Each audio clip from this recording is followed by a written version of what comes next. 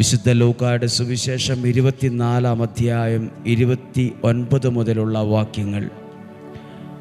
അവർ അവനെ നിർബന്ധിച്ചുകൊണ്ട് പറഞ്ഞു, ഞങ്ങളോട് കൂടെ താമസിക്കുക, നേരം വൈകുന്നു, പകൽ അസ്തമിക്കാറായി.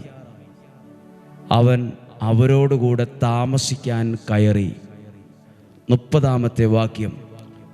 അവരോടൊപ്പം ഭക്ഷണത്തിനിരുന്നപ്പോൾ അവൻ അപ്പമെടുത്ത് ആശീർവദിച്ച് മുറിച്ച് അവർക്ക് കൊടുത്തു.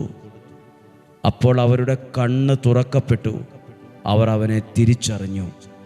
ഇതിനകത്ത്, ഈ വചനത്തിനകത്ത് നമുക്ക് കാണാൻ കഴിയും, യേശുവിനെ അവർ നിർബന്ധിച്ച് ഞങ്ങളോടൊത്ത് വസിക്കുക, താമസിക്കുക എന്ന് പറയുന്നു.